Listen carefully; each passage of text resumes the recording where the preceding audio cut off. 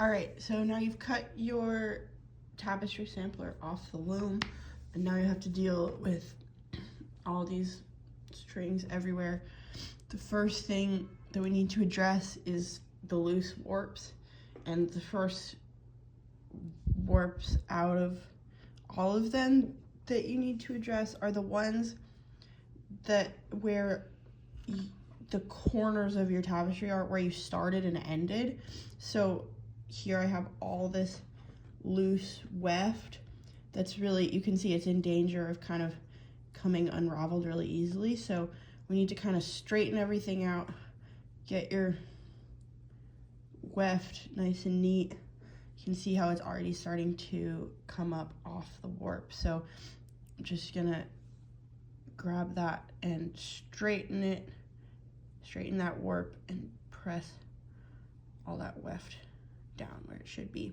And now what I'm doing is starting with the corner. First I'm gonna do this corner, then I'm gonna jump to the opposite corner down here, because these are the most vulnerable points where things can unravel, so I just want to get them out of the way first.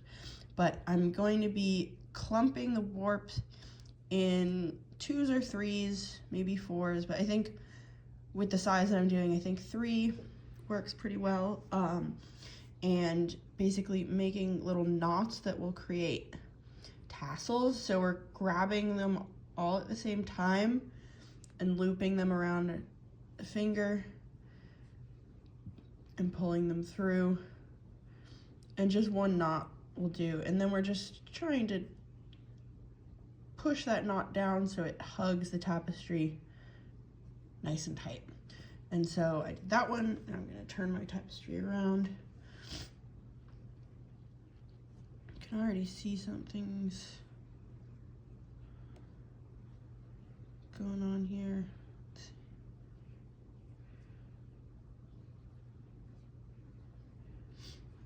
And this is my end. I did tuck this end in, so it was a little harder to find, but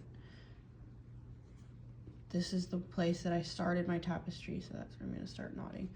And this one might be a little tricky because my cardboard was a little small. Yours should be a little thicker and mean that you have a little more to work with on your warp ends to get those knots done.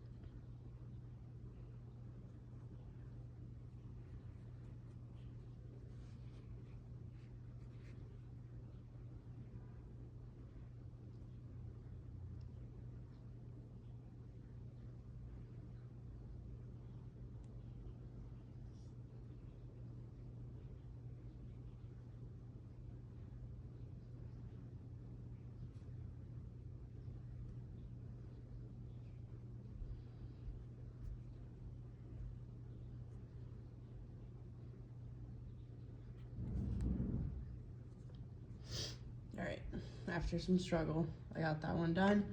And now I'm just gonna go down the line, doing the same thing, picking up 3,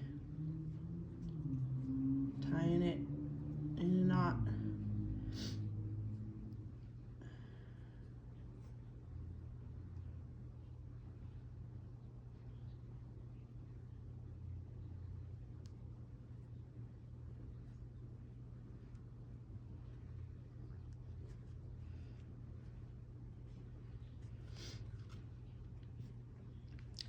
And just to show you another option that you have if you didn't like the look of the tassels, I think with this sampler, and since it's all just the beginning, it's good to start with the tassels. It's definitely the simplest way to go.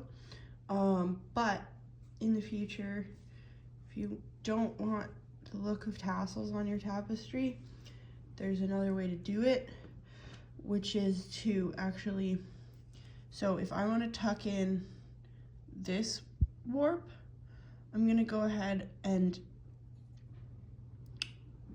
pull it through I'll actually go on this side.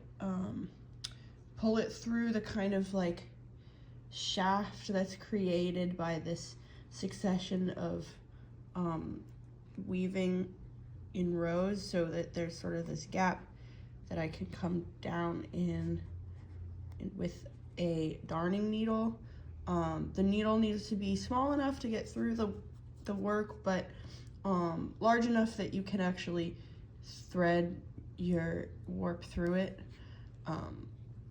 and also hopefully large enough that you can thread your yarn through it, because that will come in later.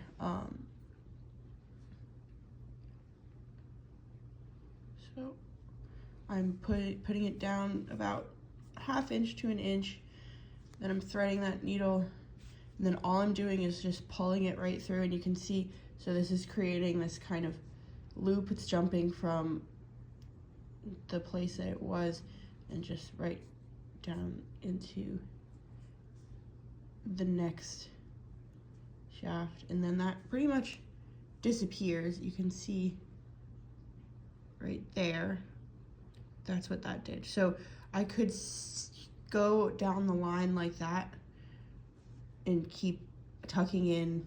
Now the next one would go in where the last warp came out of, and do that all the way down the whole tapestry. So that is an option.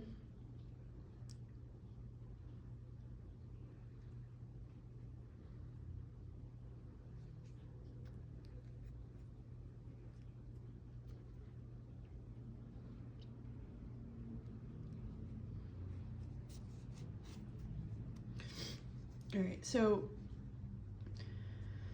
now I'm not going to bore you tying all these tassels. I'm going to move on to talking about what's going on in the back here. For your sampler, because it is practice, I don't expect you to deal with the mess in the back if you don't want to, but if you do want to make it nice and neat,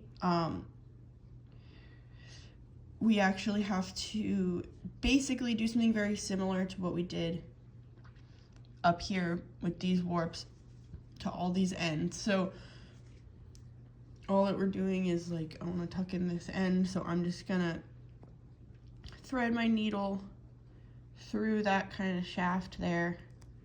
Again, about a 1/2 inch to 1 inch. It really doesn't have to be very much, because the tapestry is so rigid and it has really no stretch. It's not in danger of untucking itself as long as there is some amount there that's fastening it. So I've got my needle in there. Now I'm threading my yarn and pulling it down.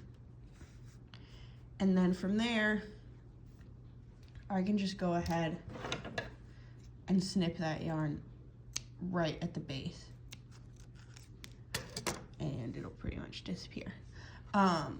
So just do that. We'll be doing that to all of these ends if I wanted a really nice, neat tapestry.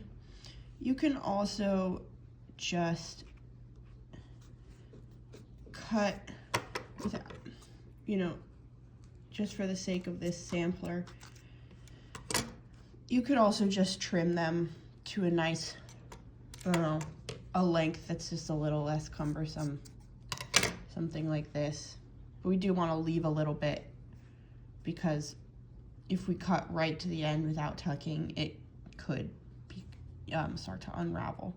The other thing that you can do is actually tie your warp ends together to secure them. So, like, I can make a knot here between these two warps and then cut right at the base of that.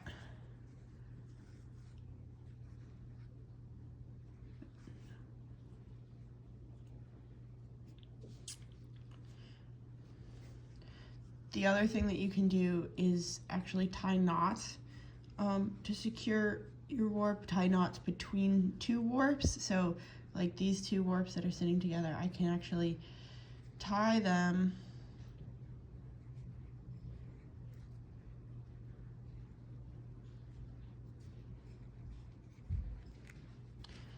and then I would leave a little bit of tail on the knots so they don't come undone, but you can trim them a little shorter that way.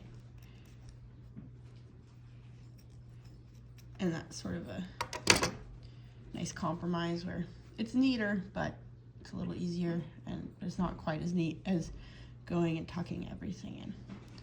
So that is how to finish your tapestry